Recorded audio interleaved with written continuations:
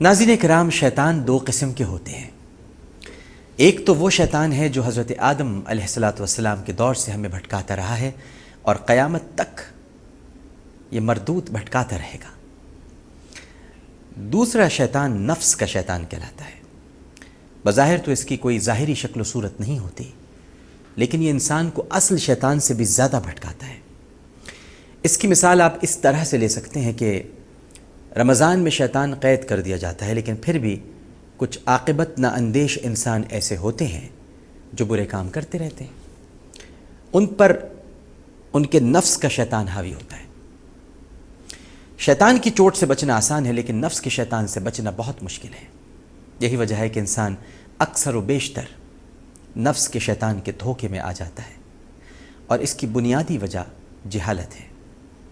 اسی لیے عربی زبان کا مقولہ ہے، الجاہل یرضی عن نفسہ، جاہل اپنے نفس پر راضی ہوتا ہے۔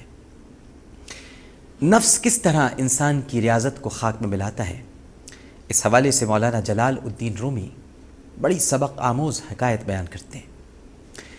وہ لکھتے ہیں کہ شدید سردی کا عالم تھا اور ایک لکڑہارا اپنی جھونپڑی کو گرم رکھنے اور اپنے رزق کی فکر میں جنگل کی طرف روانہ ہوا۔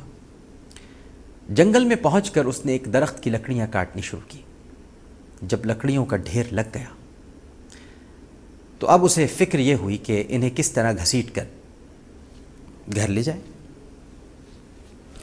ابھی وہ اسی فکر میں تھا کہ اسے ایک رسی دکھائی دی۔ وہ بڑا خوش ہوا کہ اس رسی کی مدد سے لکڑیوں کا گٹھر باندھ کر گھر لے جاؤں گا۔ قریب جا کر دیکھا تو پتہ چلا کہ وہ رسی در حقیقت ایک مردہ سانپ تھا، اور شدید سردی کے باعث اس کی موت واقع ہو چکی تھی۔ لکڑہارے نے اس سانپ سے لکڑیوں کو باندھا اور گھر کی طرف روانہ ہوا۔ گھر پہنچ کر اس نے لکڑیوں کا گٹھر کھولا اور اس مردہ سانپ کو گھر کے کونے میں پھینک دیا۔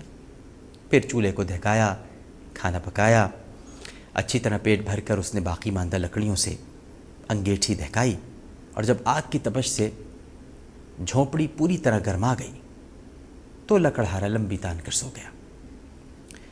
خواب غفلت کی نیند سونے والے لکڑہارے نے جس سانپ کو مردہ سمجھ کر ایک کونے میں پھینک دیا تھا، وہ فی الحقیقت زندہ تھا اور سردی و برف باری کی وجہ سے ٹھٹر کر بے حس و حرکت ہو گیا تھا۔ مگر جب آگ دہکائی گئی تو اس کی حدت سے سانپ کے تن مردہ میں جان پڑ گئی، اور وہ آہستہ آہستہ زمین پر رینگنے لگا۔ لکڑہارا غفلت کی نیند سو رہا تھا، سانپ نے آگے بڑھ کر اسے ڈس لیا۔ ناظرین، نفس کی مثال بھی اس سانپ کی طرح ہے جو فقر و زہد اور ذکر و عبادت کی برف سے ٹھٹر کر منجمد ہو جاتا ہے۔ انسان اسے مردہ گمان کر کے مطمئن ہو جاتا ہے، مگر اس کی یہ کیفیت عارضی ہوتی ہے۔ انسان کی غفلت اور دنیا پرستی کی حرارت اسے پھر سے زندہ کر دیتی ہے۔ نفس ایسی شے نہیں کہ اس پر چند برسوں کے مجاہدے کے ذریعے عارضی طور پر قابو پانے کے بعد انسان مطمئن ہو کر بیٹھ جائے اور بے فکری کی چادر اوڑھ لے۔ جہاں ذرا غفلت دکھائی وہیں اس کے تن مردہ میں جان پڑتی ہے، اور یہ پھر سے توانا ہو کر انسان کی برسوں کی ریاضت و مشقت کو خاک پہ ملا دیتا ہے۔ نفس کی مثال ایک گھوڑے جیسی ہے جس پر اللہ نے انسان کو بٹھا کر لگامیں اس کے ہاتھ میں تھما دی ہیں۔